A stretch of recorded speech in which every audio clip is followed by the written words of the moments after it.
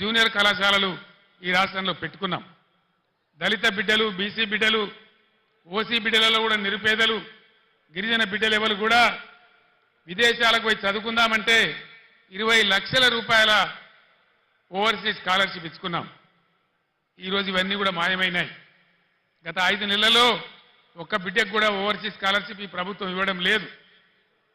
దళిత వాడలు ధనిక వాడలు కావాలని దేశంలోనే ఎక్కడ లేనటువంటి విప్లవాత్మకమైనటువంటి మార్పు, సంవత్సరానికి 1 లక్ష కుటుంబాలు, 2 లక్షల కుటుంబాలు బాగు చేసుకుంటూ పోవాలని 10 లక్షల రూపాయలు ఇచ్చుకుంటూ ఒక కుటుంబానికి దళిత బంధు కార్యక్రమాన్ని తీసుకున్నాం. ఈరోజు కాంగ్రెస్ పార్టీ వాళ్ళు చెప్పినారు కేసీఆర్ 10 లక్షల రూపాయలు ఇస్తా ఉన్నాడు, మా ప్రభుత్వం వస్తే మేము 12 లక్షల రూపాయలు ఇస్తాం అని ఆనాడు వాళ్ళు మాయ మాటలు చెప్పినారు. 1,30,000 మంది దళితులకు బీఆర్ఎస్ గవర్నమెంట్లోనే దళిత బంధు శాంక్షన్ చేసినాం, ప్రొసీడింగ్స్ ఇచ్చినాం, డబ్బులు జిల్లా కలెక్టర్లకు పంపించినాం. 12 లక్షలు ఇస్తామని నమ్మబలికిన ఈ కాంగ్రెస్ ఏం చేసింది? ఈరోజు ఒక్కలకు కూడా ఇవ్వడం లేదు, 10 లక్షలు కూడా ఇవ్వడం లేదు, 12 లక్షలు కాదు. కలెక్టర్లకు వచ్చినటువంటి డబ్బులు అకౌంట్లన్నీ ఫ్రీజ్ చేసి ప్రభుత్వం వాళ్ళ డబ్బులు వాపసు తీసుకున్నది. నేను ఒక్కటే మాట మీకు మనవి చేస్తా ఉన్నా, దయచేసి దళిత సమాజంలో ఉండే మేధావులు, దళిత యువత మీరు తీవ్రంగా ఆలోచన చేయాలి. మౌనంగా ఉంటే మన సమస్యలు పరిష్కారం కావు, పోరాటం చేయకుండా ఇది రాదు. నేను ప్రభుత్వానికి కూడా హెచ్చరిక చేస్తా ఉన్నా, 1,30,000 మంది దళిత బిడ్డలను నేనే స్వయంగా తోడుకొని వచ్చి సెక్రటరియట్ పక్కన అంబేద్కర్ కాడ దీక్ష బట్టి మీ మెడలు వంచి అవన్నీ కూడా వాళ్ళకి ఇప్పిస్తామని మనవి చేస్తా ఉన్నా. ఇవాళ దళిత బిడ్డలకు నేను మనవి చేస్తా ఉన్నా, మరో ఎలక్షన్ వచ్చింది, పార్లమెంట్ ఎలక్షన్. 5 నెలలు గడిచినాయి కాంగ్రెస్ పార్టీ హామీ ఇచ్చి. మీ గ్రామాలకు, మీ మండలాలకు, మీ పట్టణాలకు వచ్చే కాంగ్రెస్ నాయకులను మీరు నిలదీయండి, అడగండి. ప్రజాస్వామ్యంలో మనకు హక్కున్నది. ఏమయ్యా మా దళిత బంధు ఏమైంది, మా ప్రొసీడింగ్స్ ఎందుకు రద్దు చేసిండ్రు, మీరు 12 లక్షలు ఇస్తామన్నారు కదా, అవి ఎక్కడ పోయినాయి అని చెప్పి నిలదీయండి, అడగండి అని చెప్పి నేను మనవి చేస్తా ఉన్నా. ఇవన్నీ మనం మౌనం పాటిస్తే కాదు, సందర్భం వచ్చినప్పుడు స్పందించాలి, అడగాలి, నోరు తెరవాలి, పోరాటం చేయాలి. అప్పుడే సాధ్యమవుతుంది. దానికోసం రేపు మీ ఎంపీ కాబోయే జ్ఞానేశ్వర్ గారు మొత్తం బీఆర్ఎస్ పార్టీ మీకు అండగా ఉంటుందని కూడా నేను మీ అందరికి హామీ ఇస్తా ఉన్నా.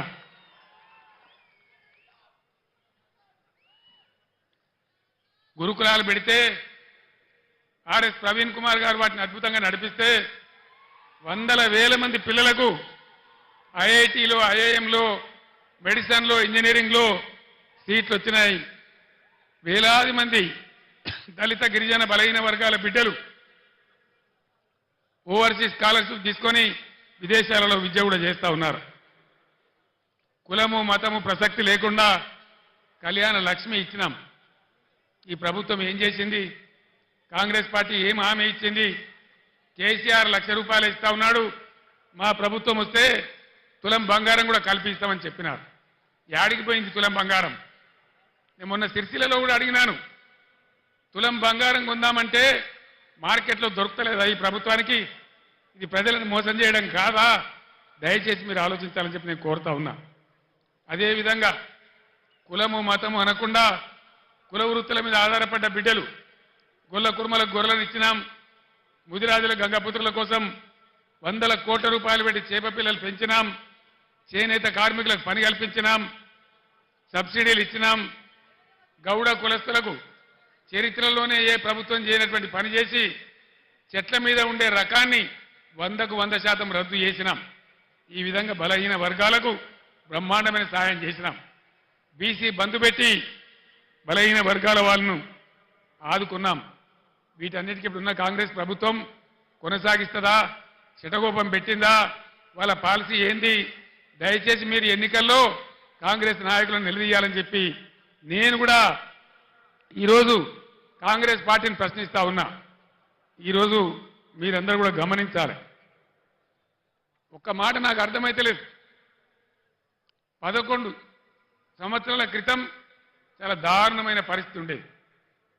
1.5 సంవత్సరంలో కరెంటును బ్రహ్మాండంగా తయారు చేసి రైతాంగానికి, ఇళ్లకు, పరిశ్రమలకు ఐటీ రంగానికి అందరికి కూడా 24 గంటల సరఫరా 9 సంవత్సరాల పాటు ఇచ్చినాం. కేసీఆర్ పక్కకు పోగానే కరెంట్ ఎందుకు మాయమైంది, దీనికి కారణమేంటి, ఇది ప్రభుత్వ అసమర్థత కాదా, వీళ్ళే మనకిప్పుడు జవాబు చెప్పాలని చెప్పి నేను కోరుతా ఉన్నా. చాలా సింపుల్ కదా, వీళ్ళు కొత్తగా ఏం చేసే అవసరం లేదు. గత ప్రభుత్వం ఎట్లా నడిపిందో అట్లా నడిపిస్తే సరిపోయే పరిస్థితి. దాన్ని కూడా ఇవ్వలేని అసమర్థ ప్రభుత్వం ఈరోజు ఉంది.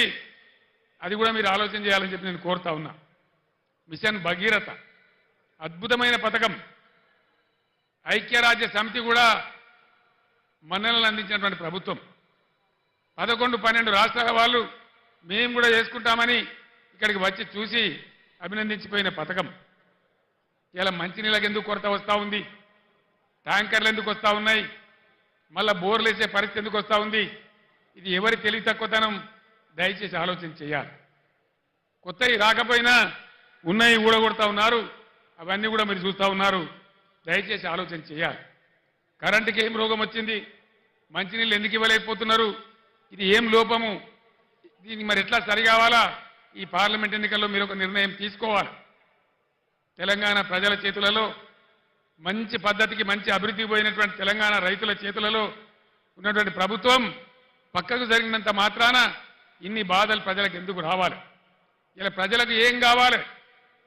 ప్రజల చేతిలో ఒక అంకుశం కావాలి, ఒక హంటర్ కావాలి. కాంగ్రెస్ పార్టీ మెడలు వంచి, ఈ ప్రభుత్వం మెడలు వంచి ఇవన్నీ మీకు చేయించేటువంటి ఒక అంకుశం కావాలి. ఆ అంకుశంలో ఒక పదునైనటువంటి మునదేలినటువంటి అంకుశం మన చేవెళ్ల అభ్యర్థి ఖ్యాతాని జ్ఞానేశ్వర్ గారు. అనుభవం ఉన్న వ్యక్తి, బలహీన వర్గాల వ్యక్తి. ఖచ్చితంగా ఈ ప్రభుత్వాన్ని మెడలు వంచి